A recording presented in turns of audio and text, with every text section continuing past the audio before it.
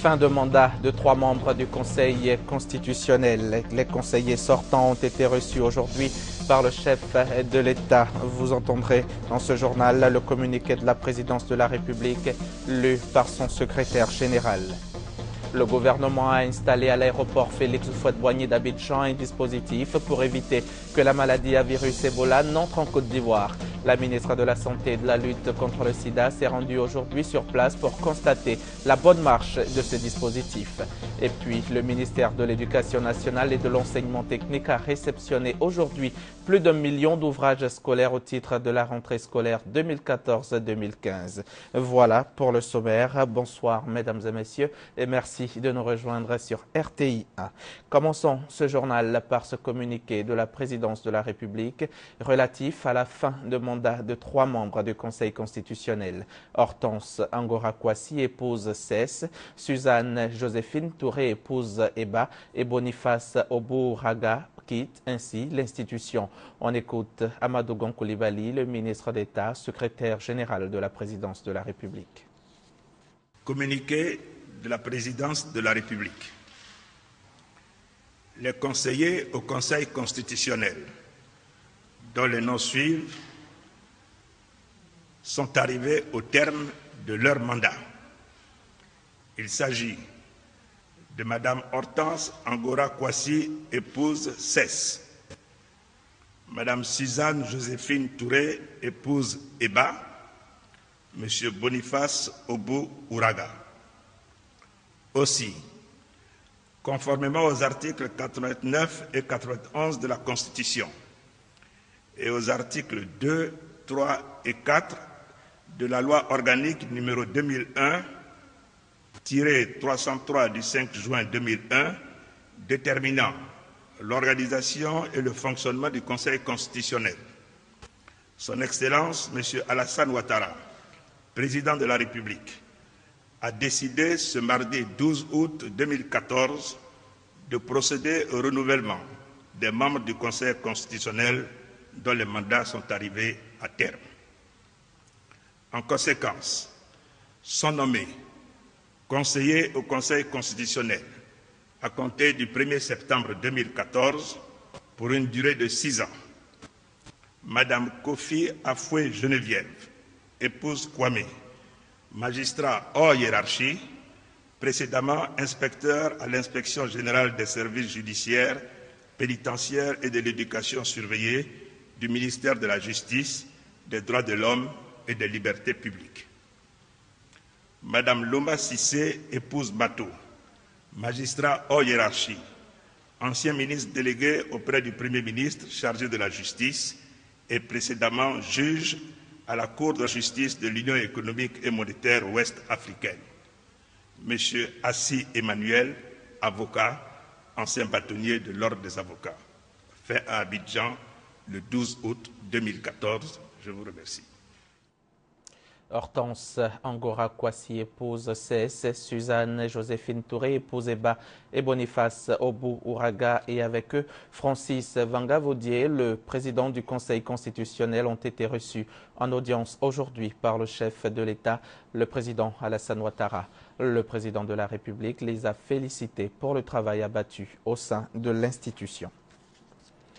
Direction la primature est toujours en image. Le Premier ministre a accordé dans la journée une audience au représentant spécial adjoint du secrétaire général de l'ONU. Arnold Antoine Akogeno est en fin de mission en Côte d'Ivoire. Nommé en mai 2011 représentant spécial adjoint du secrétaire général des Nations Unies pour la Côte d'Ivoire, Antoine Arnold Akogeno, de nationalité béninoise, avait pris fonction le 25 juillet 2011 à Abidjan. Il aura apporté à l'opération des Nations Unies en Côte d'Ivoire, dont il était le 2e responsable, son expérience politique et ses 25 années d'action humanitaire au service du HCR qu'il a servi avant de rejoindre l'ONUCI. Après 11 années de relocalisation temporaire à Tunis, le retour de la BAD à son siège d'Abidjan se précise. Premier signe majeur, annonciateur donc du retour de l'institution Dans la capitale économique ivoirienne, l'arrivée à Abidjan ce mardi soir de Donald Kaberuka. Le président de la Banque africaine de développement est rentré à Abidjan pour retrouver ses bureaux statutaires. Il a été accueilli par Albert Mabry-Touakeus, le ministre d'État, ministre du Plan et du Développement. Francis Boifo, lui aussi, était à l'aéroport. Son témoignage.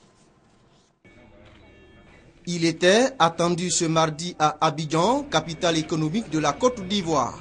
Le président du groupe de la Banque africaine de développement BAD, Donald Kaberuka, est arrivé accompagné de plusieurs administrateurs de l'institution financière. Et cela dans le cadre du retour définitif de la BAD à son siège d'Abidjan après 11 années de délocalisation à Tunis. Nous sommes chez nous, le siège de la BAD. Mon arrivée aujourd'hui, c'est pratiquement le retour de l'institution officiellement. J'aurai l'occasion d'en parler davantage cette semaine et l'importance de cette retour de l'institution après 11 ans d'absence en Côte d'Ivoire. Les administrateurs de la BAD annoncent des séances de travail avec les autorités ivoiriennes à compter de ce mercredi pour préparer l'Assemblée générale des administrateurs prévue en septembre prochain. Ouverture hier après-midi de la 34e session ordinaire du comité interparlementaire de l'UEMOA. C'est ici à Abidjan, en présence du président de l'Assemblée nationale de Côte d'Ivoire, Guillaume Kigbafori Soro, et celui de la Guinée-Bissau, Cipriano Kassama. 10 jours durant, les parlementaires de l'espace UEMOA examineront plusieurs points relatifs à la bonne marche de l'institution. Les précisions de Léon Brou. Programme d'activité et budget 2015, rapport de la mission d'observation des élections bissau-guinéennes, résultat des travaux du comité conjoint chargé du suivi de la construction du siège du Parlement de l'UEMOA, quelques pans des travaux de la 34e session du comité interparlementaire de l'UEMOA qui mobilise depuis ce lundi à Abidjan les 8 pays membres de l'espace. L'ouverture des travaux, une occasion pour les participants de plaider pour une synergie d'action contre l'épidémie de la fièvre Ebola, comme ce fut le cas des actions fortes marquant les 20 ans d'existence du CIP-UEMOA, tel que relevé par le premier responsable de l'outil d'intégration. Toutes les fois qu'un État organise des élections, le CIP est présent pour une meilleure amélioration des organisations d'élections dans nos pays. Le CIP dispose d'un organe CPP qui va dans les États membres pour échanger avec les acteurs politiques, avec les couches sociales et voir dans quelle mesure prévenir la situation. Au total, un rôle fédérateur salué par le président de l'Assemblée nationale Guillaume Soro, qui n'a pu s'empêcher de nourrir l'espoir que ces assises du CIP-UEMOA stimulent davantage l'intégration des peuples et des États. Face à l'étroitesse de nos marchés et à la faiblesse de nos économies sous-régionales, l'intégration, je vous le dis, doit dépasser le stade de la simple prise de conscience et se présenter aujourd'hui comme une exigence d'union et de développement. En effet, il est du devoir de nos États de conjuguer leurs efforts en vue de trouver des solutions politiquement durables et économiquement avantageuses pour le bien-être de nos populations.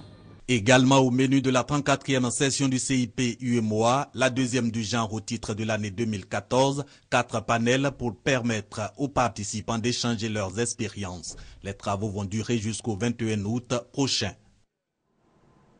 La représentation ivoirienne de l'UEMOA, elle, réunit depuis ce matin les professionnels de la santé. Il s'agit d'une réunion de 72 heures pour réfléchir aux directives données par les chefs d'État de l'Union sur la libre circulation et le droit d'établissement des professionnels de la santé dans les pays de l'UEMOA. Jean-François Ekra est chirurgien dentiste et Lamine Lachiroy, pharmacien. Ils sont tous deux ivoiriens. Désormais, ils pourront s'installer dans l'un des 8 pays de l'Union économique et monétaire ouest-africaine UEMOA pour exercer leur métier. Tout comme eux, les médecins et vétérinaires pourront en faire autant. Preuve qu'il n'y a plus de barrières dans l'espace UEMOA. C'est une bonne chose parce que ça permettra de combler un peu les disparités au niveau donc du personnel de la santé dans notre sous-région. Nous ne sommes pas opposés du tout, contrairement à ce que certains pensent, à cette intégration. Le Conseil de l'ordre est une émanation de l'État pour l'exercice de la profession. On suit donc ces directives-là et on fait en sorte d'accompagner donc ceux qui veulent s'installer ici, qui viennent de l'espace CEDEAO, afin que cela puisse se faire selon les critères qui sont donc exigés. Il s'agit de la mise en œuvre des directives de l'UEMOA adoptées par la conférence des chefs d'État et de gouvernement le 30 mars 2005. Depuis 2005 et 2008, soit plus de 6 ans, nos États se sont engagés, entre autres, à rendre effective la libre circulation et le droit d'établissement dans notre espace commun des médecins, des pharmaciens et des chirurgiens dentistes, conformément aux directives concertées et approuvées par nos ministres. Si au niveau du droit d'établissement, les contraintes sont levées, il reste à aplanir au sein de l'UEMOA les difficultés liées au paiement des taxes informelles sur les routes, aux nombreux barrages et à la lenteur des procédures administratives. Reportage signé Serge Gongoma. L'épidémie à virus Ebola continue de tuer. L'on enregistre à ce jour 1013 décès depuis février 2014. Ici, en Côte d'Ivoire, le gouvernement a décidé de renforcer le dispositif sanitaire en vue d'éviter que la maladie ne se déporte sur le territoire. Ce matin, Raymond Goudou-Kofi s'est rendu à l'aéroport international Félix Houphouët-Boigny d'Abidjan. La ministre de la Santé et de la lutte contre le sida est allée constater l'effectivité des mesures et dispositions prises pour éviter l'entrée du virus dans notre pays.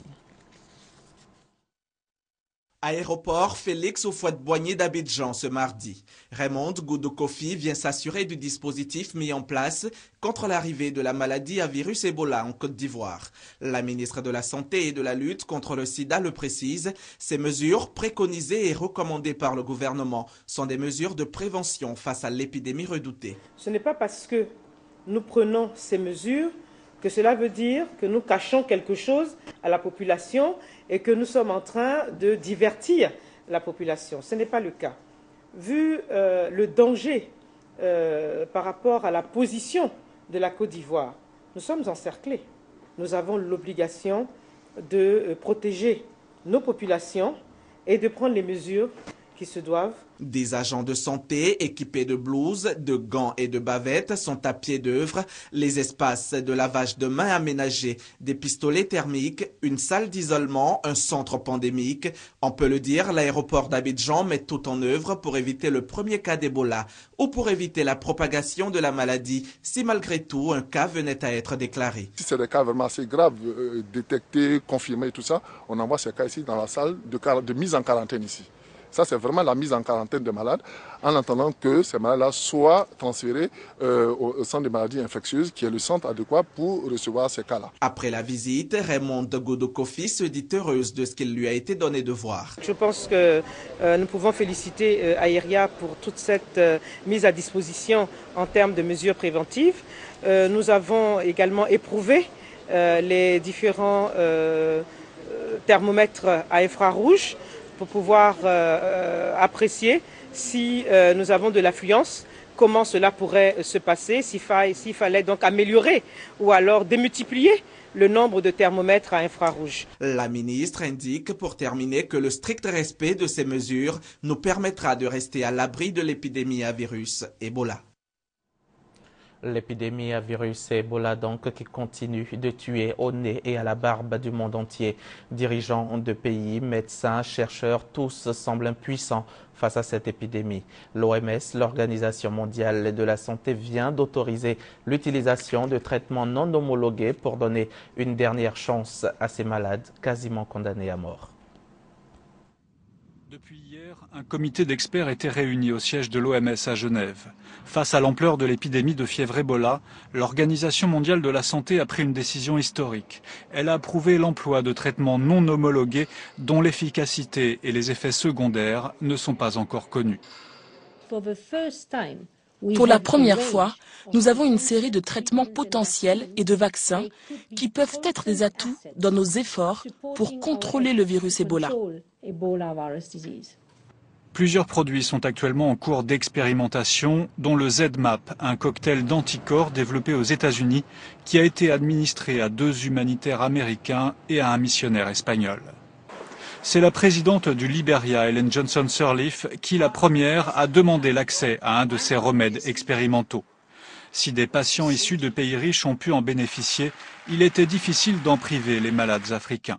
D'autant plus qu'au Liberia, les services sanitaires, complètement submergés, réclament une aide d'urgence. Nous espérons que les gens comprendront que c'est urgent et que n'importe quelle aide à la population doit être faite plus rapidement pour que nous puissions répondre aux besoins de manière appropriée. En accord avec l'OMS, le ZMAP va donc être acheminé la semaine prochaine au Liberia par un émissaire du gouvernement américain. L'administration de remèdes non encore expérimentés sur l'homme soulève cependant un certain nombre de questions éthiques. Que se passera-t-il si de nombreux patients décèdent malgré le traitement et qu'en est-il des effets secondaires? Le père Miguel Pajares, contaminé par le virus au Liberia, faisait partie de ceux qui avaient reçu le sérum américain. Il vient de décéder à Madrid. La région du Bélier s'engage dans la lutte contre l'hypertension artérielle et le diabète, 2 pathologies qui ont pris de l'ampleur en Côte d'Ivoire, faisant de nombreuses victimes. Une opération de dépistage gratuit et de sensibilisation a donc été initiée et ce sont plus de 500 personnes dans cette région qui en ont bénéficié. Serge Gongoma. L'hypertension artérielle. Un problème de santé publique en Côte d'Ivoire. Selon le ministère de la Santé et de la lutte contre le sida, la prévalence est de 33,4% et pour le diabète, 6,2%. Alors, comment freiner l'avancée de ces pathologies? La Mutuelle pour le développement économique et social de Moronou, MUDESMO, en partenariat avec l'UCOMAGE, une ONG œuvrant notamment dans le domaine de la santé, lance une opération de dépistage gratuit. Cette opération, couplée de sensibilisation sur l'hypertension artérielle et le diabète, est organisé au profit des populations de Moronou dans la région du Bélier. Nous avons constaté que toutes les opérations qui sont initiées le sont très généralement en ville. Et nos parents qui sont dans les villages ne réussissent pas à bénéficier de ces opérations. Nous avons jugé utile donc de faire venir une équipe pour dépister nos parents afin de prendre les dispositions nécessaires pour les soigner en cas de besoin. Nous sommes là dans le but de sensibiliser la population contre ces pathologies, leur indiquer les facteurs de risque. Après le dépistage, nous allons avoir une idée sur la prévalence qui va nous permettre soit d'aller coacher nos collègues médecins pour une meilleure prise en charge. Plus de 500 personnes ont été dépistées au cours de l'opération. Si ça peut être continuel tous les années, vraiment on est beaucoup satisfait. C'est un paysan, c'est un problème. Il n'y a pas de moyens. Les enfants, même qu'on a, même on n'arrive même pas à les soigner normalement. L'opération est bienvenue. Pourquoi? Parce que vraiment, le village a tout un tas de problèmes. Ils sont toujours malades. La carte de la prévention est donc lancée. Reste maintenant aux populations de prendre des dispositions pour éviter ces maladies. Voilà pour le chapitre santé. Le ministère de l'Éducation nationale et de l'enseignement technique a réceptionné aujourd'hui, à Vridi, plus d'1 million d'ouvrages scolaires au titre de la rentrée scolaire 2014-2015. D'un coût d'environ 700 millions de francs CFA, ces outils didactiques ont été financés par la Banque mondiale à travers le projet d'urgence d'appui à l'éducation de base dont l'objectif principal est de restaurer et d'accroître l'éducation de base en Côte d'Ivoire avec un accent particulier sur les zones affectées par les crises récentes.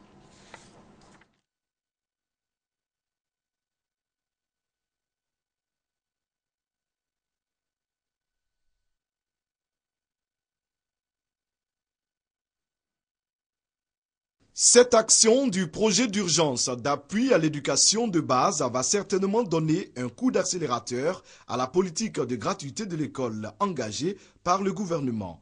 1 million de manuels scolaires offerts à 4712 écoles primaires publiques de 17 directions régionales de l'éducation nationale et de l'enseignement technique de Côte d'Ivoire. Le choix s'est fait sur la base des besoins exprimés par les localités et de la carte scolaire actualisée par le ministère de l'Éducation nationale et de l'enseignement technique. La Côte d'Ivoire a signé un financement.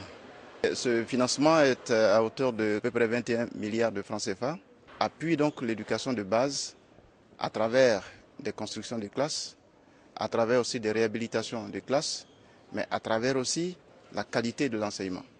C'est une satisfaction. Les livres sont là et nous pensons que sur la base de la méthodologie que nous avons arrêtée, de concert avec l'entreprise, de concert avec le ministère, les livres pourront être acheminés avant la rentrée scolaire et nous pensons que les enfants qui sont les bénéficiaires pourront avoir à leur disposition les ouvrages. Au total, 350 000 enfants vont bénéficier de ces ouvrages. Reportage signé Serge Coléa. Le ministère de l'Enseignement supérieur et de la Recherche scientifique organise demain la première session ordinaire 2014 de la Commission nationale de recrutement des enseignants du supérieur qui va concerner 517 candidats, dont 20% de la diaspora qui ont répondu à l'appel du chef de l'État. Cette session de recrutement aura lieu à l'université Félix Houphouët-Boigny de Cocody. Comment résoudre la problématique de la semence de qualité en Afrique? Parce que l'agriculture y occupe une place de choix avec plus de 14% du produit intérieur brut. Le continent est à la recherche de semences de qualité, donc 4 jours seront consacrés à la réflexion autour de cette question et à la mise en place d'une organisation africaine de tests et de semences. Cela pour renforcer les capacités des laboratoires de semences africains. Noël Niagno. Les semences de qualité dans l'agriculture africaine, c'est à peine 10% des surfaces emblavées. La proportion est presque nulle au niveau des cultures vivrières. Et pourtant, 842 millions de personnes, selon la FAO, souffrent de malnutrition et de la faim. Il faut pallier durablement cet état de fait par la production de semences de qualité au regard des atouts qu'elles présentent. Les questions liées à la semence vont être adressées par des experts et par une structure adaptée. Il y a des questions qui ne peuvent être réglées au niveau des nations. Elles doivent être réglées avec des synergies au niveau continental. Les questions sémencières en font partie. Oui, si par l'utilisation de semences améliorées, les dames qui font le vivrier peuvent avoir des revenus conséquents, vous conviendrez avec moi qu'ils ne se détourneront jamais de la production alimentaire et œuvreront toujours pour la garantie de la sécurité alimentaire, bien sûr, en Côte d'Ivoire, dans la sous-région et sur notre continent. Ensuite, les questions de semences peuvent nous permettre aussi de régler la pression foncière.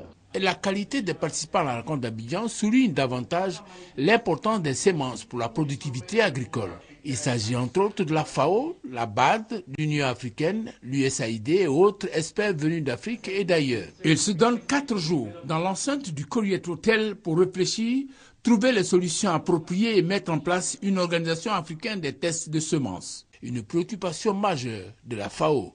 Au moins 1/5 des ressources de la FAO va à ce programme important et à faire en sorte qu'au niveau des pays, surtout les pays en voie de développement et particulièrement les pays africains, que la production et la productivité agricole soient améliorées pour lutter efficacement contre l'insécurité alimentaire. La BAD a souligné sa volonté de soutenir cette initiative pour tenir compte de sa nature. Première organisation panafricaine de développement.